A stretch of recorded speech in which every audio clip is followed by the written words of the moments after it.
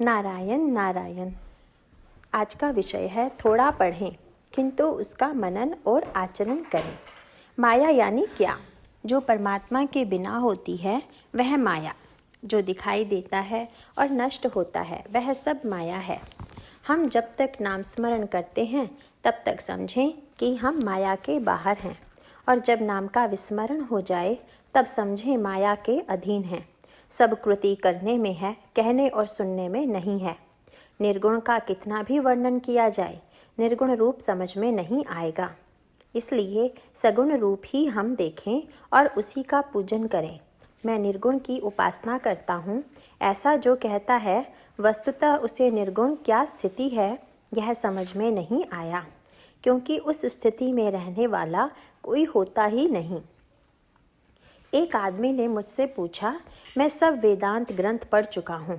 तब मैंने उससे पूछा, तो फिर तुम्हें संतोष प्राप्त हुआ ही होगा। जिस पर वह बोला, केवल वही प्राप्त नहीं हुआ। फिर इतना सब पढ़कर क्या उपयोग? हमें उस वेदांत को लेकर क्या करना है? तब तो हम भोली भाली भक्ति ही करें। भगवान की अनन्य शरण जाकर उसका नाम स्मरण करते रहें तो सब कुछ होता है।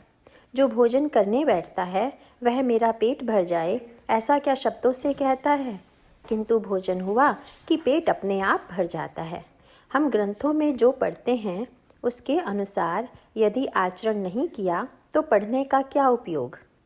इसलिए हम अधिक वाचन के फेर में ज़्यादा ना उलझें, क्योंकि उसके कारण वास्तव साधन अलग पड़ जाता है और अधिक वाचन का ही अभिमान निर्माण होता है। अतः थोड़ा पढ़ें और उसका अधिक चिंतन करें, किंतु मेरे ही करने से सब होगा ऐसा ना समझें। शरीर के किसी भी छोटे से हिस्से में भी चोट लग जाती है तो सारे शरीर में वेदना होती है।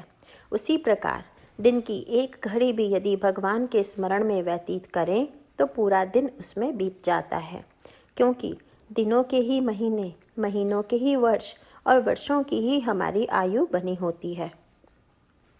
इसलिए इस दृष्टि से हमारा सारा जीवन भगवान के नाम स्मरण में बीतेगा।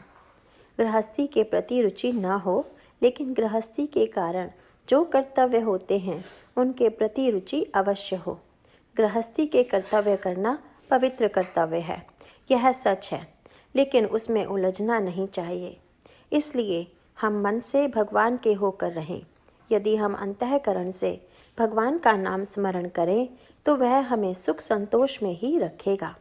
गृहस्थी में सुखी होने का अर्थ है भगवान को समर्पित होना, भगवान की माने, उसे जो अच्छा लगे वही करें।